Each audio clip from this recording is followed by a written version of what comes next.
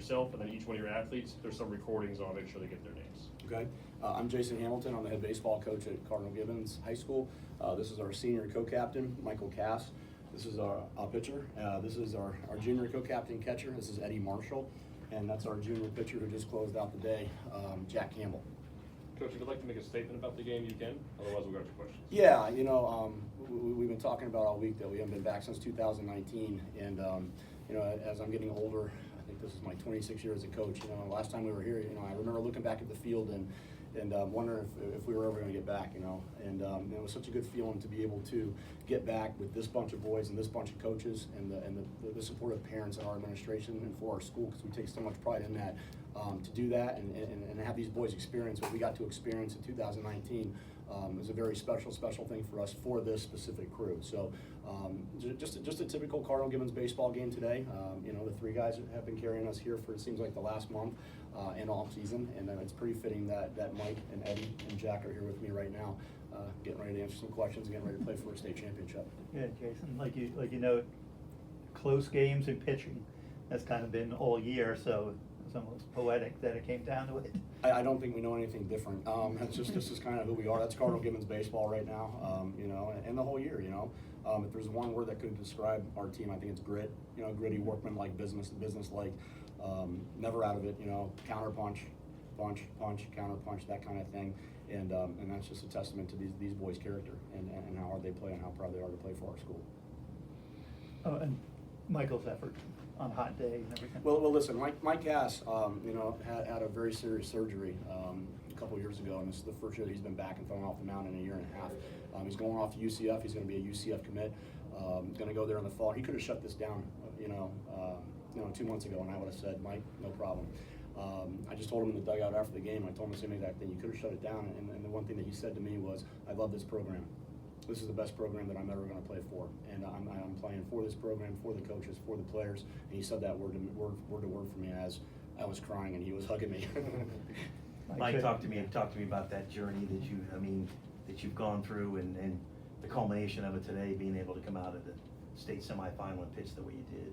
Yeah, it just the doubt that at some moments when you go through a surgery like that and you're like, man, high school baseball I starts in the spring, and you got to ramp up. You got college recruiting going on. You got everything going on. You don't know where you're going at one point, and you don't know if you're gonna pitch. And then you get out there, you get feeling good, and we had a great season. A great season.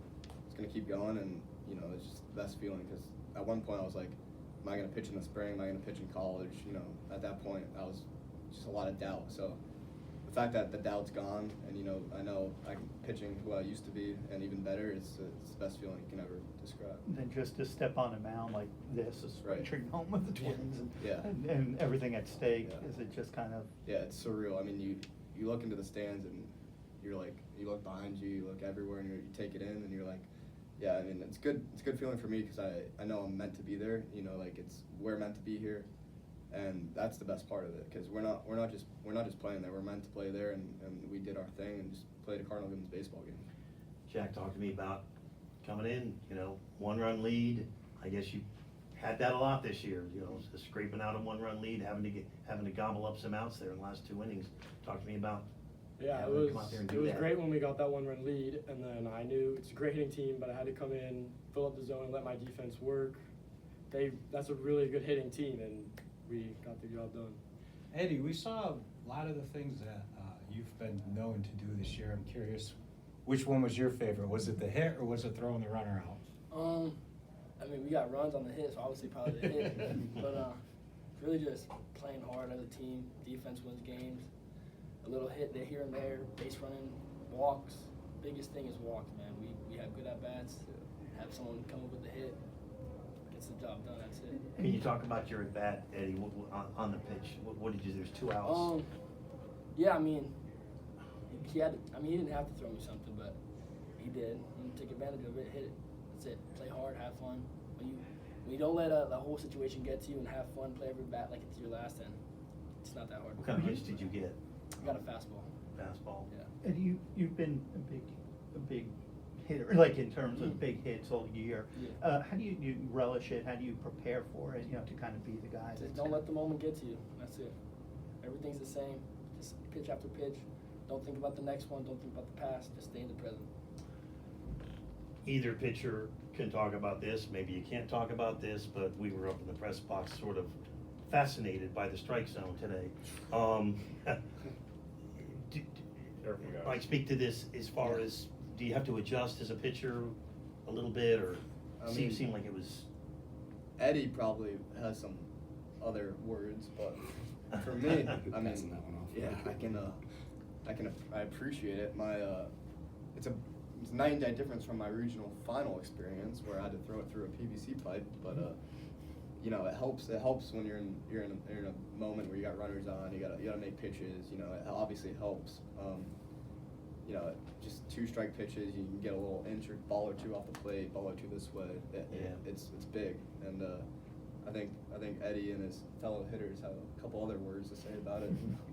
Was just an adjustment you have to make sometimes, if Yeah. the Just zone be tough shifts with a 2 little strikes. bit. That's it. Don't let any pitch. What's that? Anything close, just don't let it go. Just Mhm. foul it off. Yeah. Not have fun. Wait for your pitch. Eventually they'll miss. Just take advantage of their mistakes. It definitely helped take a lot of stress off. Like when we had a count where we don't want them to hit something, you can get off on the plate a little bit because you're probably going to get that call with that umpire.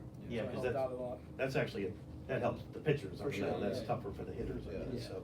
Jason, talk to me about, you know, we're so close 5 years ago, the Melbourne Central got the extra inning loss, and, you know, I guess none of these kids were here for that 5 years ago, but the opportunity now for Gibbons to win his 2nd state title first since '87 coming up tomorrow. Yeah, that was a really good team in 2019 that we lost in extra innings with. And what people forget about that team was that we were ready to go into 2020. That whole team was back, and that was the COVID year. Yeah, We were COVID 9-1 or year. 10-0, and we were rolling. I'm still wearing my 2020 shirt right here out of respect for those boys. So the 2020 boys Wow. are with me. I've been doing it for the last 2 or 3 months. One thing I can tell you about that's different right now is we're a little better prepared right now. We're prepared for the moment. We went and practiced at Florida Gulf Coast University yesterday. We got the big field. We played in a little bandbox at Gibbons. A great home field environment, but we were prepared for that, and we were prepared for the heat a little bit better today. Like I said earlier in my opening statement, just to be back and be able to play in a state championship with those coaches, you know, and one thing that gets overlooked, and I think that the boys all agree that Tim Shields needs to be mentioned here, our pitching Yeah. coach. I mean, he sequences pitches and calls pitches. He's one of the best in the business, and he's been doing it for a long time. And I think that he deserves a lot of credit for today. We had a plan going in, and he executed the plan, and his sequencing was excellent. And it helps for a guy like this and a guy like that, and our whole coaching staff and our catchers to have a guy like that in our dugout that we have confidence in and we can trust throwing pitches at any time that we want. So. Can I add to that? So before the regional final game, we didn't have a game where we gave up as a pitching staff more than 6 runs, I believe. And obviously we talked about being known for having close games, like 1-2 games, 3-4 games, 1-run games, and that's solely due to the purpose that we have, like the pitch sequencing from Coach Shields. He keeps us in ball games. We can throw anyone on that mound, and we can be in a game just like close. It's a close game no matter what. And we're confident in any pitcher because of our pitchers and to the fact that he can sequence pitches like no one else can. Guys, got a question or time for one more question? Jay, Anthony, talk- you want to take it? Yeah, we talked a lot about the pitching, but talk about Eddie. I mean, over the last 6 or 8 weeks, I mean, the kid's been unconscious at the plate, and as a coach, I mean, you don't see that, you know, too often, that kind of run. So talk about, you know, what he's kind of meant to you guys down the stretch here.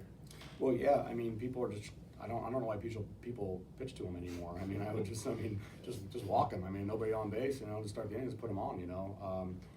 You know, that when he hit that ball on top of the building in right center at Gibbons against Key West, I mean, that was just, you know, the moment where it was like, you know, I think we have a good shot at getting back to where we need to be. I mean, that was just like one of those, like, holy cow, you know? But to have a guy like that in your lineup is so cool as a head coach. I mean, to have that force and to have that guy that everybody knows about and nobody knows what to do with.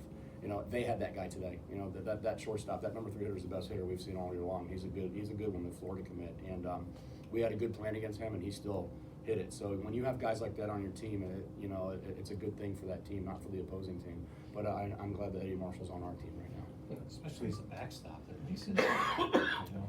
Well, it's just not him as a hitter. It's him as a leader. I mean, he takes control of the game better than any catcher that I've ever had. He takes control of both teams, and he doesn't do it directly to the other team. I mean, he's just in charge. He's an take charge kind of guy, and he's our co-captain with Mikey. And he's one of the only players in my entire career that I've had that when he says something, everybody listens, including the coaches. So he's a special guy in that way and a special leader in that way. So once again, we're glad Eddie Marshall's on our team. Good note to end it on. Guys, thank you very much for your time.